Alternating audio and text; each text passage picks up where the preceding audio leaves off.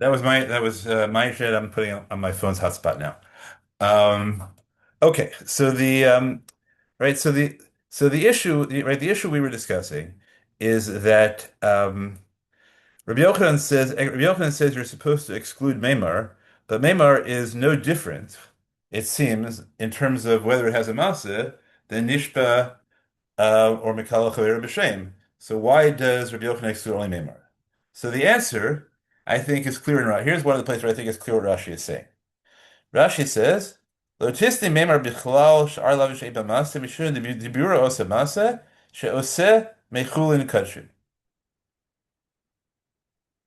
Right? Rashi says what's going on here is that Meimar is a lav sheyesh bo Maaseh, because not because of the action of speech, but because the speech creates an action. Right? It affects a shift in status. The Gemara will then go on and say, okay, how do we explain the exceptions of Nishba and the Kalel Chaver B'Shem? And the answer is going to be that for Nishba and the Kalel Chaver B'Shem, the exceptions are all grounded in specific psukim. So Rabbi Yochanan's position is that Lav She'im B'Masa Ein Lokin Alav Bichlal. There are two exceptions, Nishba and the Kalel Chaver B'Shem, where you get Malkos even though it is a Lav She'im B'Masa, because speech is not a Masa. And then there's one case where you get Malkuth, but it's not an exception because speech that affects a shift in status, right? It transforms Chulin into Kachim is an action. Okay, and then Rashi goes out of his way to emphasize this again. Umayshna meimar delaki b'shum diburo dekamar zu tachazu asa maaseh demeikara Chulin v'hashta kodesh.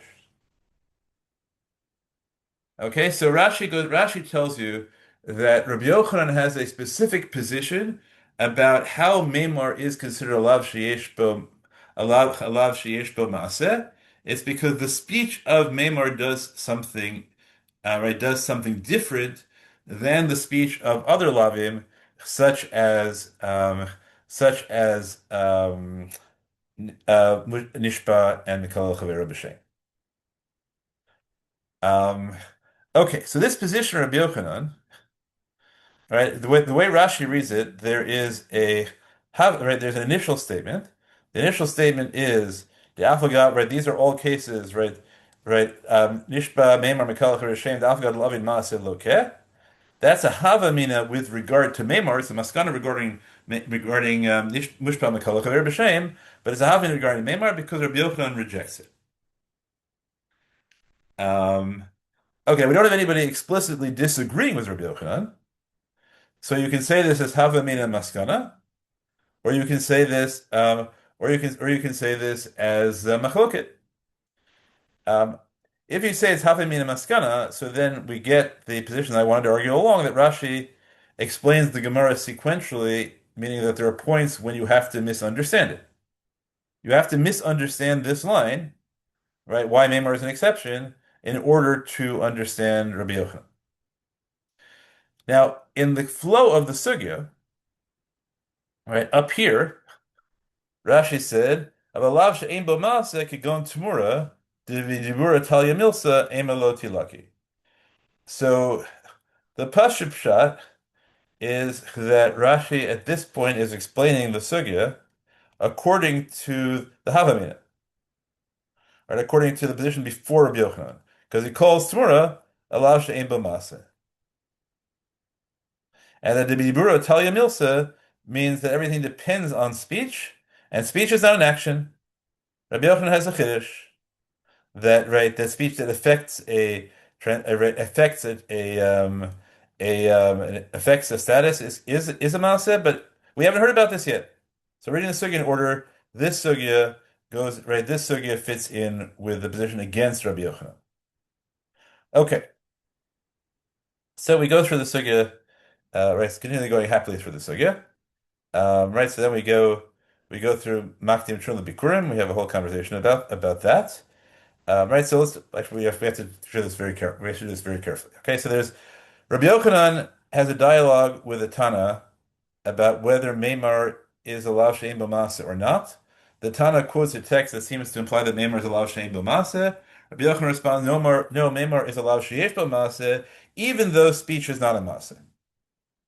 Okay, then the Gemara has a conversation about that. The conversation about that is, hang on a sec, but even if Meimar is different than Nishba and the others because they have sukkim, what about Makni and Truma Bikurim? So the answer is Makni and Truma Bikurim.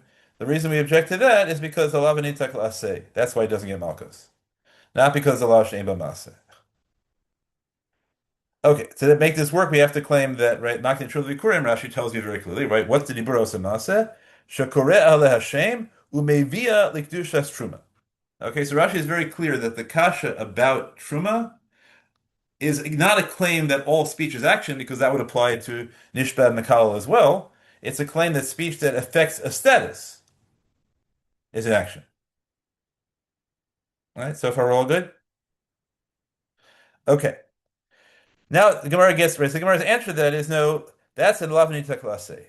Then Rav Dimi says this shmaita. What does this shmaita mean?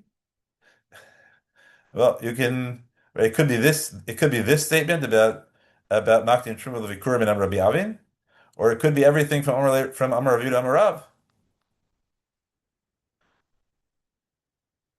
Right? You can't have Rabbi Yochanan without. Right? You can't just start from Yochanan. That's silly because Rabbi Yochanan has a commentary on this on this statement. But we don't know whether Rabbi Avin relates to the immediately preceding statement, or whether Rabbi Avin relates to the entire sorry, whether Rabbi Avin relates to the immediately preceding statement, or only to sorry, Redeeming relates to the immediately preceding statement, only Rabbi Avin. Abaye responds to him by saying, "Hang on a sec. Is it really true that you don't get a lava nitak? You don't get malchus for any lava nitak laseh? What about Meimar? So Meimar, it turns out, is not only a lav she'ein b'maseh. Meimar is a lava nitak laseh. The two reasons it shouldn't get Malchus, but our Mishnah says Malchus anyway. And even claiming that Rabbi Yehuda holds Lav She'ein B'Maseh Lo Ken Alav isn't enough. What about Lav Anitak Laseh?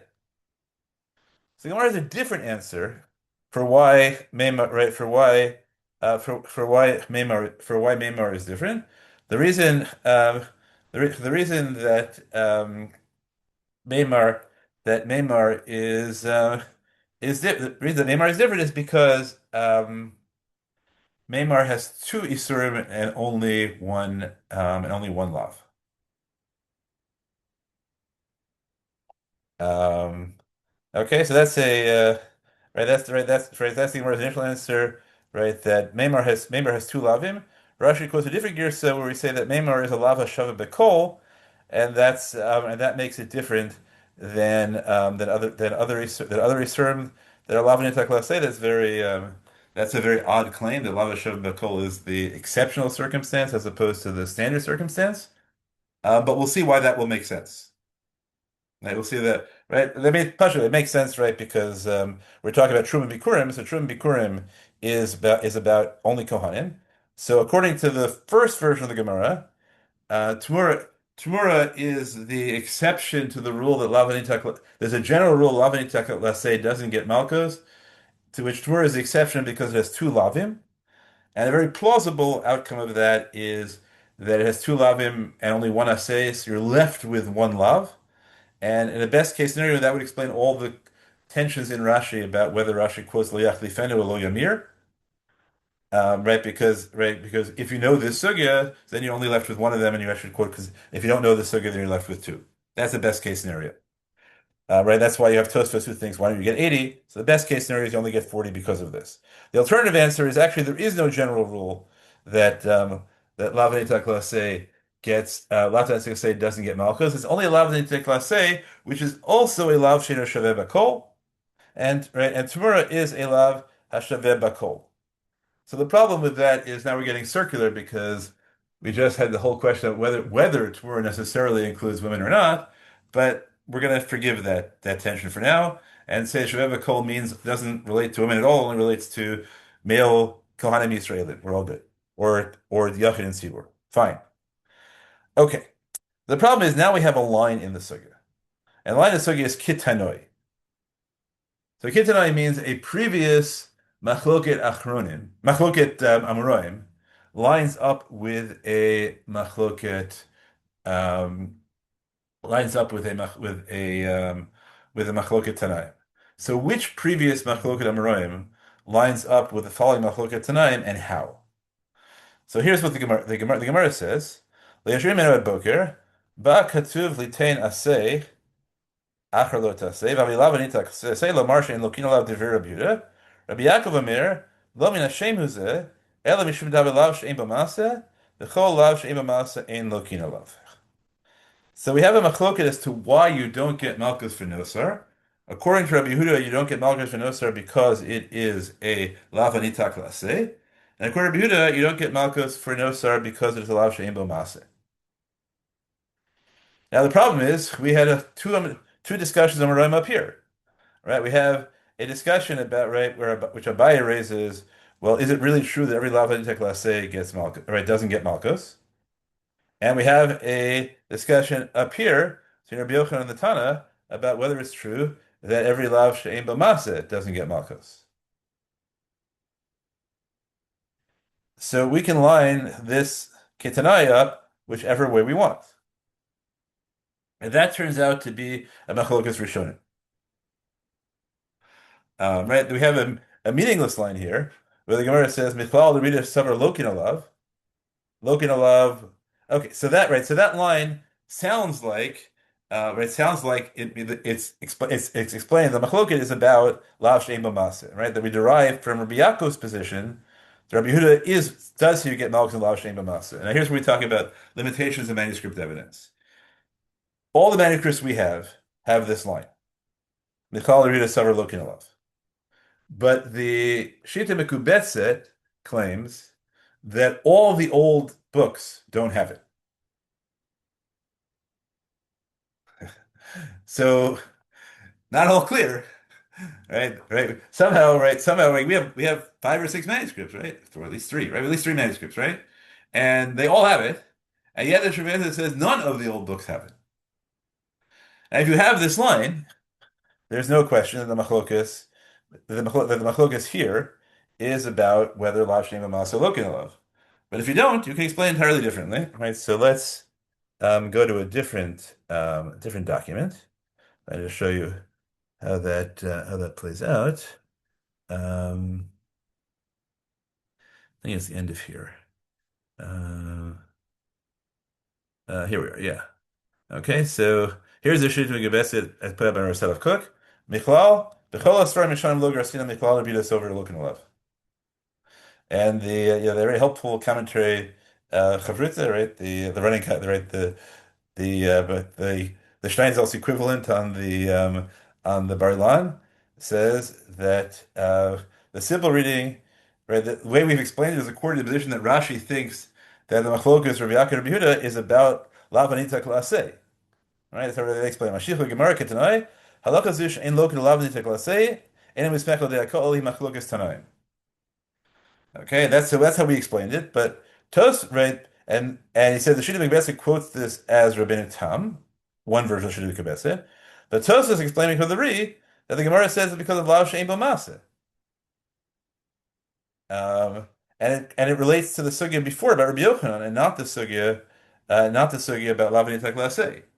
And in the Shita there it says that the parish that is Lav Shein B'Maseh is very difficult, and it brings a third explanation that this is a machlokas tanaim about the specific issue about a lav and about two lavs and an asay.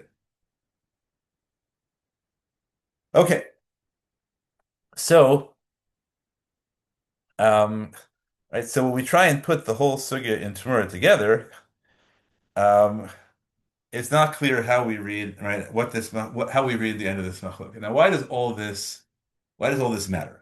Okay, what does all this say? Right, relate to how Rashi is doing it. So part of the problem we have is like you get to see immediately, we don't have enough evidence. Like we don't know whether Rashi has this line or not. And that's right. So one of the big problems in trying to figure out how Rashi read a sugya is that we really can't have any confidence on many key issues that we have any idea what Rashi's girsa was. There are places where Rashi goes out of his way to tell us, right? Rashi, right? I think the one place for sure where Rashi went out of his way to tell us What is going on is right, really is over here. Rashi goes out of his way to tell us that what we mean by us, right, by Memar being different because Diburu Osamase is not that speech is an action, which in fact is all right, is evident in the Gemara because if that were true, then the same thing would apply for Nishba and Mekalel, and you wouldn't need extra psukim for them. So in the context of this sugya, Rashi is unquestionably correct, I think, that when Rabbi Yochanan's removing Memar from the list of Lav She'en Bo Maseh, even Lav She'en Bo Maseh that get Malchus, because no, it's a Lav She'yesh Bo Maseh. The reason for that is Rabbi Yochanan holds that speech is not an action, but speech that affects a change of status is an action. Okay? And the ambiguity we have is we don't know how Rashi reads the Ketanai. Right? We don't know whether in the end Rashi thinks the conclusion of the sugya is that there is a machlokas tanaim about whether la shema masa lokin alav or ein lokin alav. Is there anybody disagree with anything I said so far? I'm Everything? not sure. I mean, Yeah. um, isn't that explicit earlier in the Mishnah? I mean, Isn't what earlier in the Gemara, that isn't there what is a machlok, isn't what explicit? that there's a machlok about whether lav shein b'masa lokin alav. Is it explicit there's a machloket? So let's go back. Let's go back and tell Between me where. oh, You're going to tell me that Rav uh-huh, says that Rabbi holds that way, right? yeah, Okay. Which and I said, well, we don't actually know. All we know is that Rav says it's Rabbi Yehuda, but it makes sense that Rav's assumption is that Rabbi Yehuda holds Lav Shei Masa Lokin Olav, right? So this reading of Rav seems right. If you read the sugya that way at the end, so then everything makes sense. And Kamishtar the comment Milsa means that Rabbi Yehuda later on talks about Lav Shei Masa. So that's right. So that's reasonable evidence that Rashi holds that that's the way it's supposed to go. Yes. Yeah. Okay, but I want to point out that there is never a Tana who says explicitly, I hold that lav sheyesh b'ma'aseh lokin alav. Right? All there is well, all there are claims made in the name of Amoraim. In this case, here the Arsig is the name of Rav. Right? There's a claim made in the name of Rav that in order to resolve a kasha from Hamara, right, that you have to say lav she'en b'ma'aseh lokin alav. But that is explicitly contradicted by the next line of the sugya. Rabbi Yochanan just says, no, Meimar is different because Meimar is a lav sheyesh b'masa. So if you're reading this sugya straight, right, you just have to be puzzled by what happened, right? Why does this sugya, the sugya we begin with, doesn't know anything about this sugya, which immediately follows it. It can't know about Rabbi Yochanan because if it knows Rabbi Yochanan, you can't ask this question because we know why Meimar is different.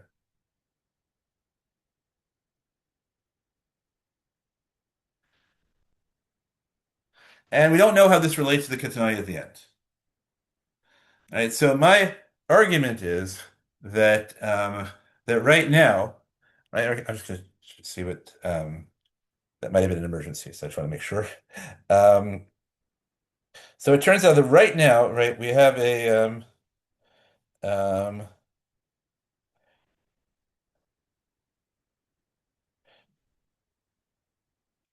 right now we have we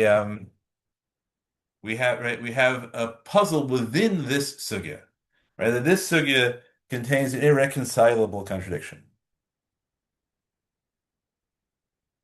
So the question that interests me is, how does Rashi deal with a sugya that has an irreconcilable contradiction, given that I can't necessarily know enough to answer the question because I don't have a full knowledge of what Rashi's girsa was. Now, what I want to point out, right, methodologically, that I think Rashi has to be doing, right, and that's this, right, on a couple of levels.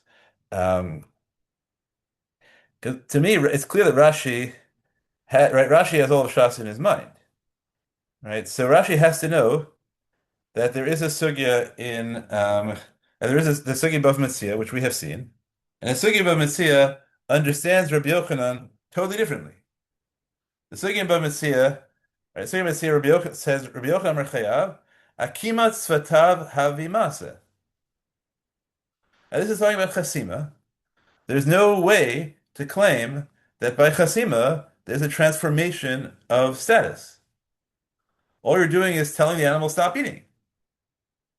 So this sugya, um, which I'm not aware of a major manuscript variant in, although I'm wrong, right? But I don't know how you could get to that result, right? The only way you can make chasima allow sheish b'maseh is by saying that speech is in action. And Rabbi Yochanan challenges Reish Lakish about chasima from Temurah. So that's not compatible with the second sugya in right the continuation of the sugya in Temurah, because the continuation of the sugya in Temurah, Rabbi Yochanan holds that Meimer is an exception. It's allowed Shem Masa for a different reason.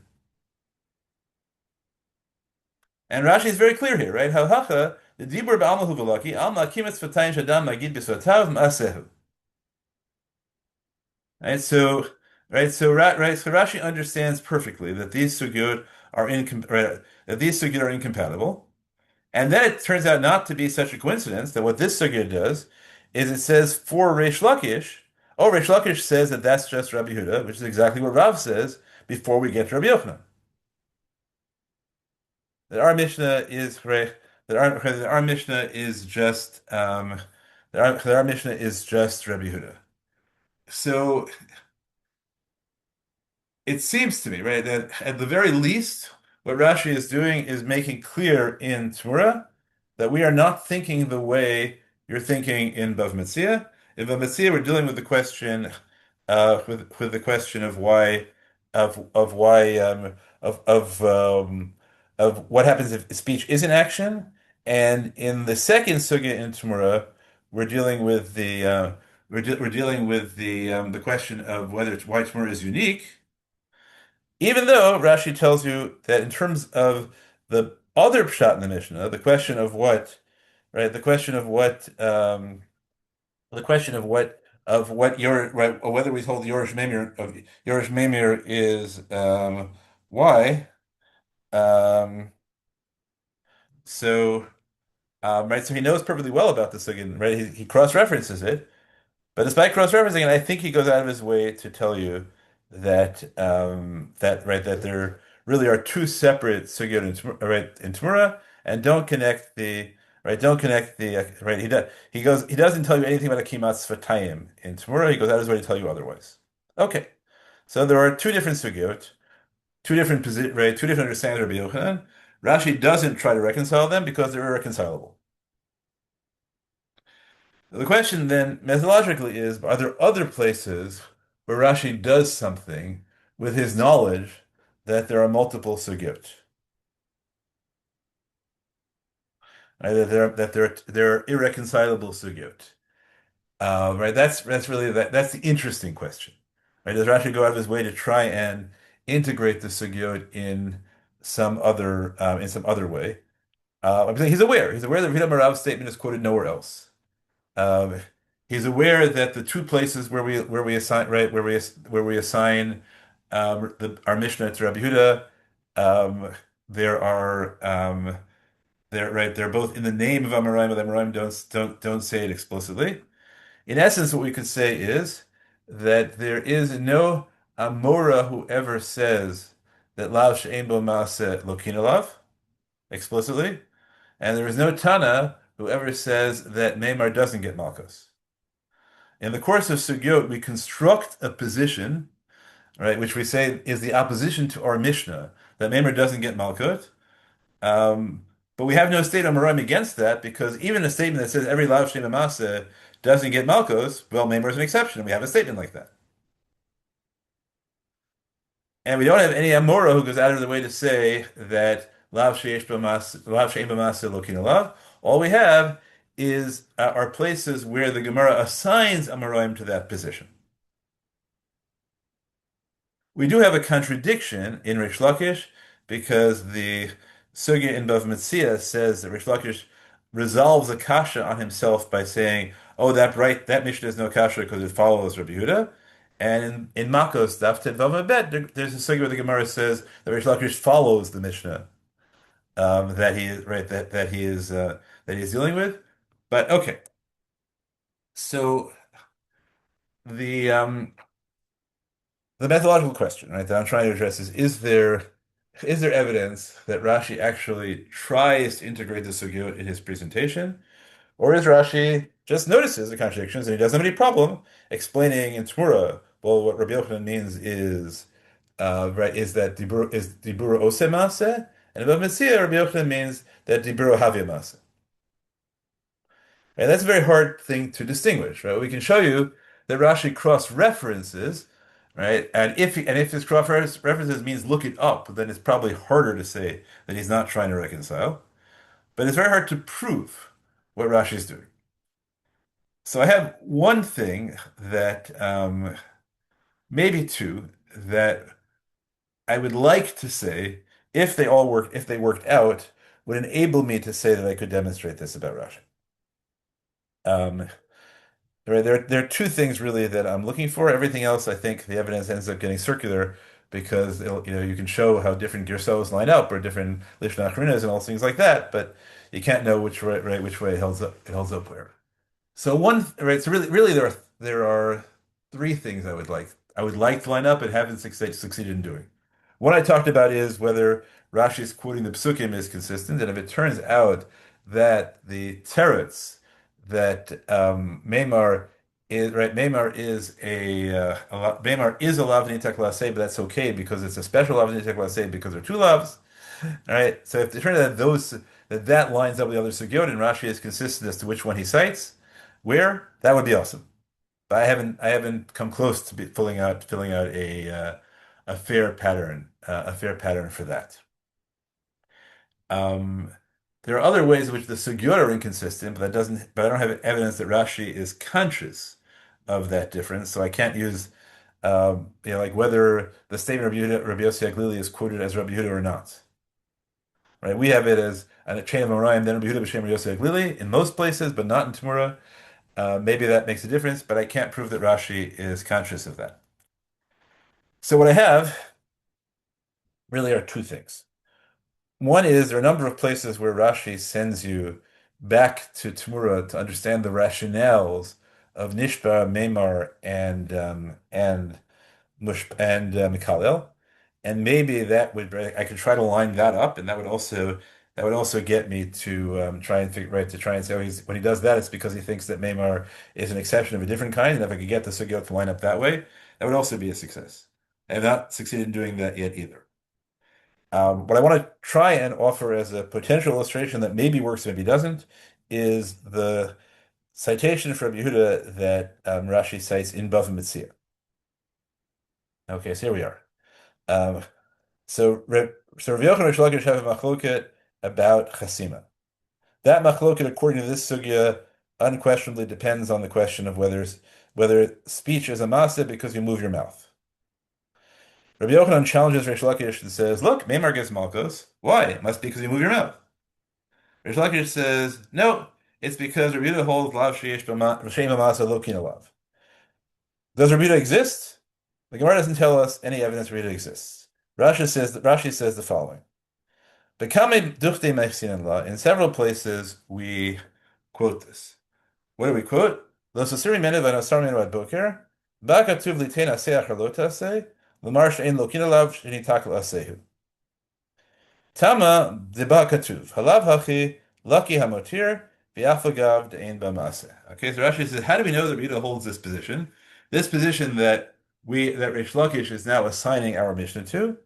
We know it because there's a Breita in which Rabbi Yochanan says the reason you don't get Malchus for Nosar is because it is because of is because it's a lav she'en b'maseh, and then Rashi goes along and says, and what's the logic of saying it's a lav that it's a lav nitak laseh? Really, you should just say it's lav she'en b'maseh. So the answer is that he must hold you do get malchus for lav she'en b'maseh. Now we know that this is a terrible proof. We know it's a terrible proof because we could just as well say, as the sugya in Temurah could say, we could say no.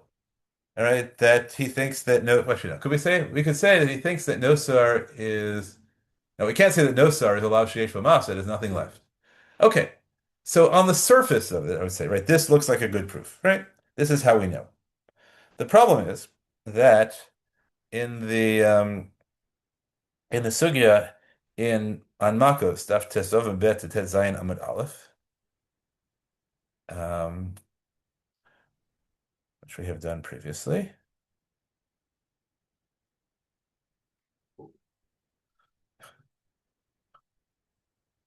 Um, in in sorry, this one. That's which one is it? Tevov, right? Sorry, that's the wrong one. In the sugya in Makos, right? So it turns out that you can't actually necessarily derive this from Rabbi. Here's the same position of Rabbi Yehuda. But here, there's a machlokas Rish Lakish Rabbi Yochanan as to what you derive from it. Do you derive from it the lav she'im b'masa um, uh, lokina lav, or do you derive right, or do you derive or do you derive from it that it's right this hasra suffix lo shma hasra. Right, so the machlokas Rabbi Yochanan Rish Lakish as to what the other right? What you can derive from Bakatub. You can according to one of them you can derive from sorry, it's the other way around. According to Rabbi Yochanan, you can derive from it Bakatub Hasra Safek Shmasra, and according to Rish Lakish, you can derive from it Lav Shein Bamas Lokina Lav. Okay, so it turns out that even though there is a difficulty in the sugya which I can't resolve, that this sugya says that Rish Lakish follows Rabbi Yehuda, and so does Rabbi Yochanan. Whereas that sugya seems to think that Rish Lakish is deflecting Rabbi Yochanan, but it turns out that Rashi is citing the Breita as explained by Rish Lakish to explain Rish Lakish above Mitzvah. Because that right wouldn't work according to Rabbi Yochanan. It only works according to Rish Lakish. Okay, that's nice, but there's a bigger issue. So the bigger issue is that although it's clear that right here that Real and Rish Lakish have a reasonable machloket, right? 'Cause all Rabbi Yehuda says is, look, you need a pasuk to say you don't get malchus in the case of nosar. Why do you need a pasuk? To which we say, hang on a sec, right? Right. So if right, it should be lav shem amasa. The answer is no, lav shem. Right. He must hold lav shem amasa looking alav. But now we know that that proof is not compelling at all. Um, okay, we know that now we know that proof is not compelling at all. I'll have to go through the logic of that sugya, which is very hard to try and figure out how Rabbi Yochanan gets out of it. But what I want to show is that the sugya in Makos, in order to do that, in order to set out the machloket, it has to ignore the full text of the Breita. Because the full text of the Breita, as we have it in as we have it in Temurah, but in several other places, the full text of the Breita is like this. Um, full text of the Breita is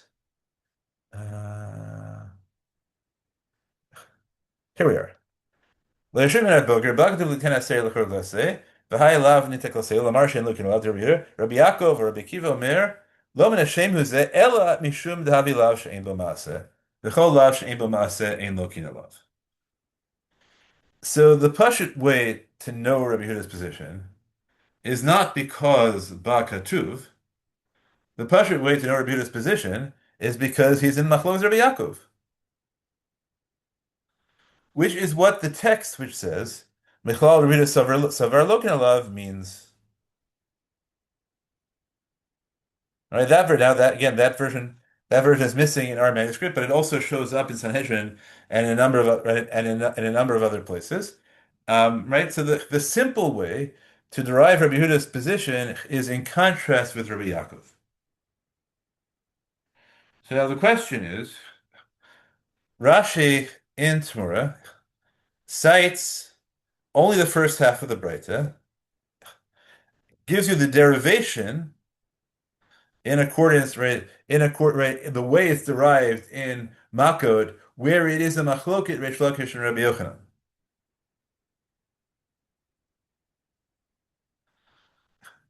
Um, so the question is Rashi being really, really meduyak?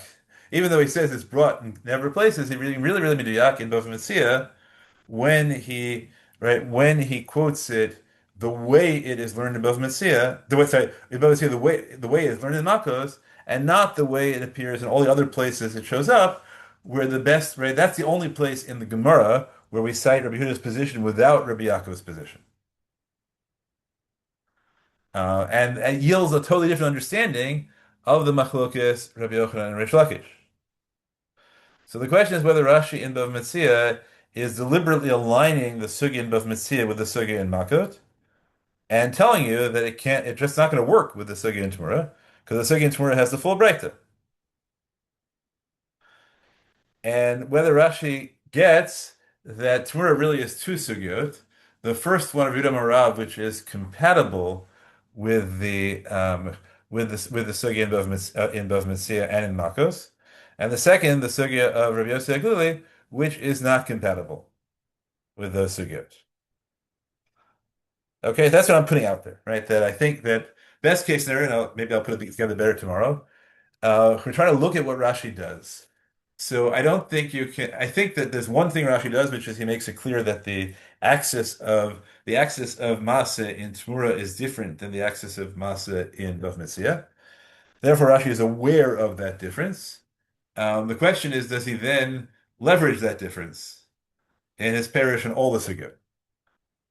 To make them align, and I'm looking for markers of how they appear. So the marker of how they appear, one of the markers of how they appear is whether you when the statement that excludes Meimar Nishban Mekalal, you constantly tell people, but don't think Meimar is about Lav Shem B'Masa. Meimar is an exception, and that's what happens if you tell people go look up the first sugya of Tzmura, and you'll understand that. And the second is how do you know the Rebbe holds this? Well, the answer is we don't know the Rebbe holds this. So he's telling you the only way to, right, you only know that Bina hold this according to Reish Lakish, and only if you only have the first half of the Breita. But if you have the second half of the Breita, then you know Rabbi Yehuda holds this. There's no way out of that, and then you have to explain Rabbi Yochanan differently. Because how is Rabbi Yochanan asking a kasha on Reish Lakish if that's the assumption? But underlying all that, right now, if I were thinking of not, we're thinking Rashi, there's the big question is, how is it that the Amoraim and the Tanaim are right never communicate with each other on the fundamental issue that Amoraim all assume, so far as we can tell, that Lav She'ein Bo Masa Ein Lokin Olav. Yet the full text of the Breita makes clear there's a Tannaitic position that says Lokin Olav. And how could the Gemara constructs the position that Meimar Ein Lokin Olav, and in several places the Gemara seems to think that that's a default position. Rav Yehuda Marav, right, says there are no exceptions to Lav She'ein Bo Masa because Meimar is Rabbi Yehuda. Rish Lakish says that Meimar is an exception, but there's no evidence anywhere of a Tannaitic position that holds that Meimar doesn't get Malchus. So what do we do with sugyot that have like the create positions that have no, the phrase always quoted from Lichtenstein, have no half-life? Right? There simply is no Tana who says that Meimar doesn't get Malchus. So what do we do with sugyot that create this hypothetical position? Okay, that is the end of what I have to say for now about Lav Shein B'Masa. I will. There won't be shiur until after Pesach. I have hopes that I will be able to prepare something useful about the next sugya. I really wanted to do the next sugya, which is Kol Milsad Avid Rachmana Lo Savid Iavid Lo Mahani. That was the only thing I had hoped for doing the rest of the year. I hope I will know by the end of Pesach if I have prepared that well enough to continue the shiur. Like one of the things I'm realizing is just really hard for me to prepare two shiurim at the same time, and yeah, because if you're trying to keep the cheshbonos in head, like it really has to be like a 24-hour obsession to keep all the moving factors in head. But I would like to, and I really appreciate your staying with me. So later I will be in touch over Pesach to tell you whether there's a shiur after Pesach, whether I go back to doing this after Pesach. And regardless, I thank you for staying with me so far. I look forward to learning again soon. and wish you all a Chag Kasher Sameach. Chag Sameach. Thank you. Thank you, Chag Sameach. Thank you.